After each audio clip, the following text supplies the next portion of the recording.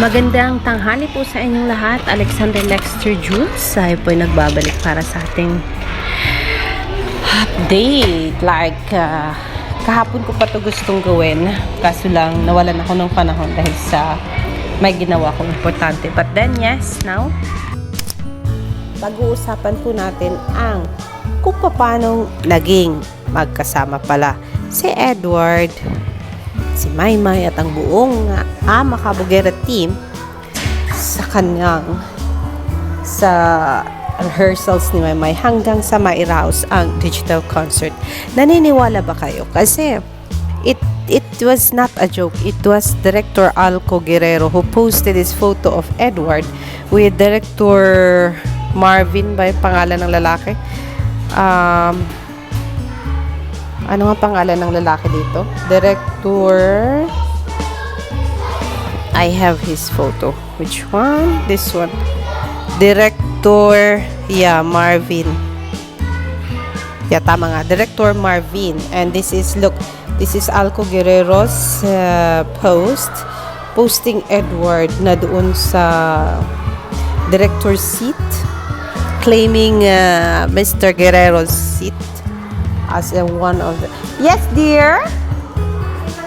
Shirley, do you need help?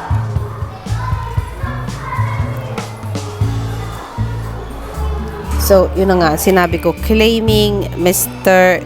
Guerrero's seat. Ang sabi pa nga niya, yes po, direct. Yun ang sabi ni Direk Alco doon kay Edward Barber. Noon sa PBB pa lang naman, we are all aware na ito talagang si Edward ay gustong-gusto niya talaga siya ang mag-manage sa mga activities nila with Maymay, from doon sa pag-practice nila ng Baliw na Baliw, ang pag-shoot ng Baliw na Baliw sa PBB, hanggang sa dumating yung time na naging sila, magka-tandem sila yung partner bilang love team. Yes, dear? Why you look like that? Sleepy? Hungry?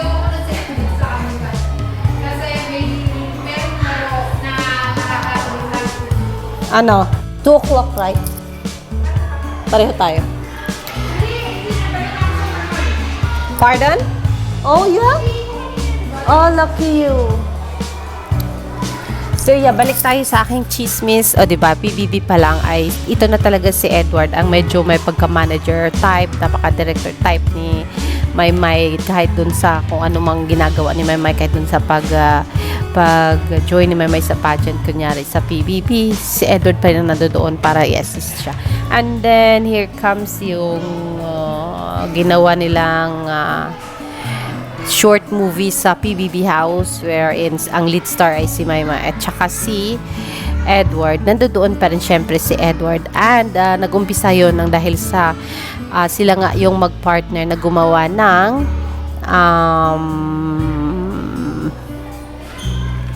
yung magbatuhan ng linya yung sa movie ni Katniel at saka ni Katniel, ni Catherine Bernardo and Daniel Padilla.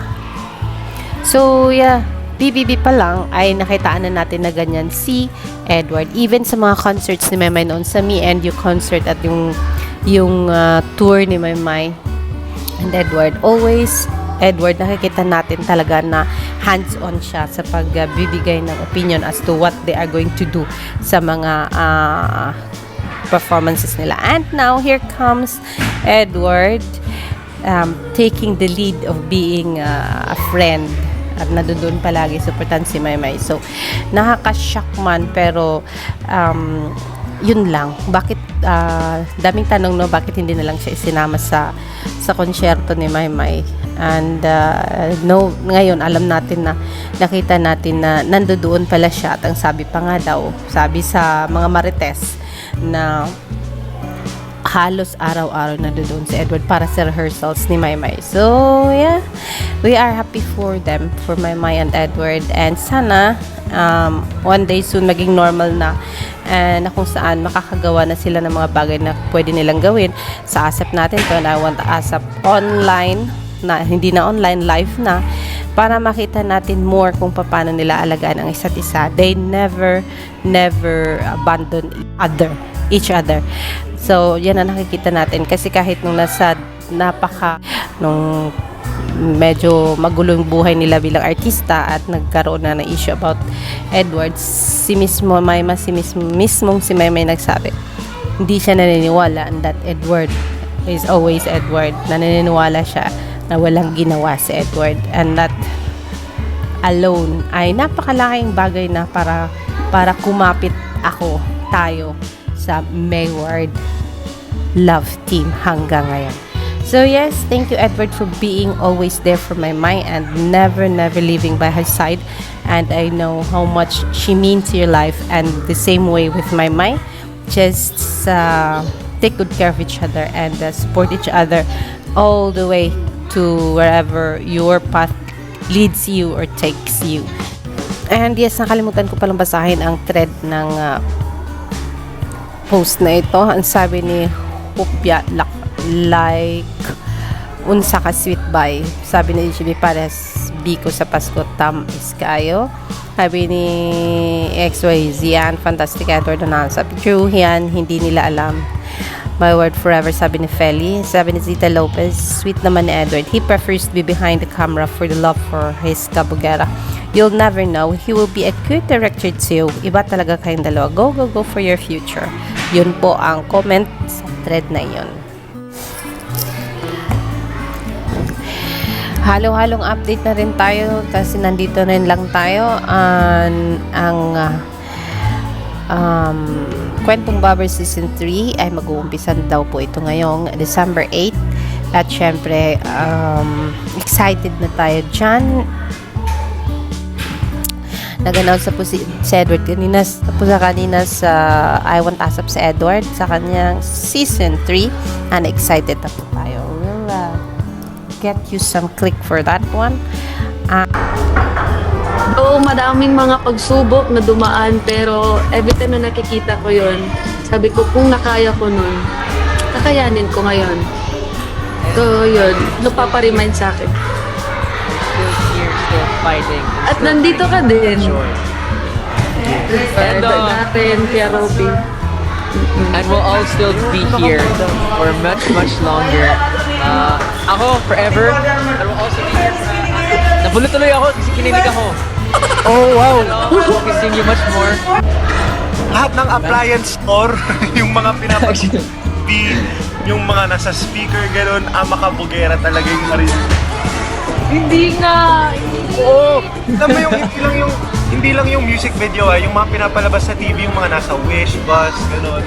Sa TikTok, ganyan. Oo. So, I think, to our kabugera, Maymay, with the success of that one, kailangan, tulad ng mga novelty, years before, kapag naging hit ang isang kanta, kailangan mong gawin ng Christmas version yan, saka ng acoustic Hindi version. nga. Uy, Ano ba yun? Ang hirap pa yan. Christmas bells. Tignan mo, kayang-kaya gawin ni DJ Allen, mama. Lahat ng appliance And siguro pahinga muna ang kampo ni Maymay at Edward for now kasi syempre ang sabi ni Inday, lilipad siya papuntang Japan para makasama ang pamilya niya ngayong Kapaskuhan. Pero before that, of course, inaabangan natin yung Christmas celebration ni Maymay with her team sa Ama Kabugera team, and that will be happening soon. Kung kailan man yan, wala pa pong fixed na date, hindi pa natin alam. So, masaya tayo at si Maymay marunong talagang magpasalamat sa mga taong nandiyan lang sa tabi niya sa lahat ng panahon. And yes, kanina sa I Want ASAP, nandoon syempre ang I Want Squad, and yun, napag-usapan nila ang Ama Kabugera nga, and then ang Empowered Concert, at talagang proud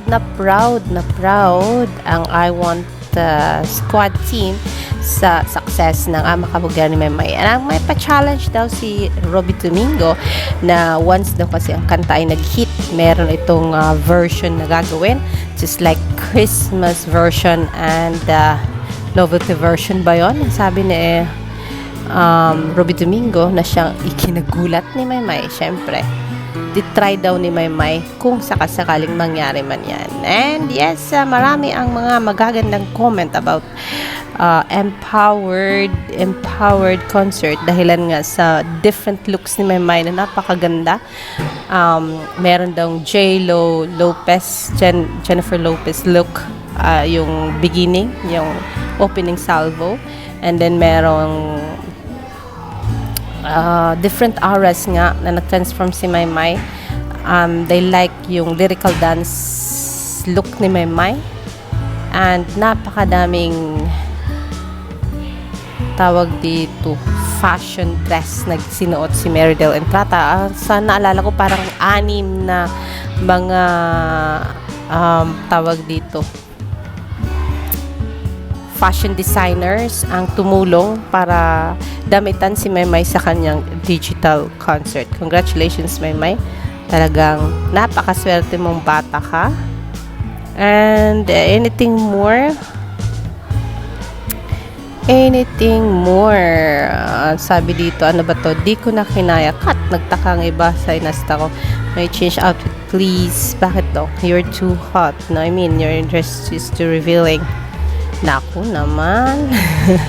Binigay na ng istorya ang picture na ito na kung saan nagsalubong ang kilay ni Director Edward Barber lang naman. Ay, naku Edward. Sensya ka na. Masyadong nagbabasa ng expressions ang mga taga-subaybay ninyo. And we are so sad kanina sa asap natin to ay it was just a replay. So, hindi na akong nag-aksaya ng panahon na post ng mga videos from ASAP natin to since I think I already have loads and loads of those files in my channel. So, hindi na tayo nagtiyaga pang gumawa ng video. Kaya, 0 po tayo kanina sa ASAP natin to performances. Ayan, masaya naman po ang look ni Maymay at saka ni Edward. Yun nga lang, na may napapansin ang mga flyers na itong si Maymay daw, itong setup na ito kung saan iba ang background ay hindi daw po ito sa bahay ni Meridel. So, kung kaninong bahay ka man daw na naroroon Maymay, sana safe ka. And I think magkapit bahay lang ba kayo nito? Parang palagi ka dito ha. Pag ganito kasi ang background mo, parang wala ka sa bahay. Pag nasa bed ka, yun, sa bahay mo yun. Bahala na si Batman, kayo na rin po ang magbigay ng inyong mga kuro about that. But nadaanan ko lang po sa Twitter at pinang-share ko lang sa inyo. Different accounts ng flyers ay nagpo-post po sila ng mga throwback videos ni Maymay at saka ni Edward na kung saan miss na daw nilang mapanood ang dalawa together sa isang performance na sana pagbigyan tayo before matapos ang taon. If matapos ang taon na wala, aasa tayo na sa next year ay mangyayari iyon. Yan lang po ang ating napakahabang update for now.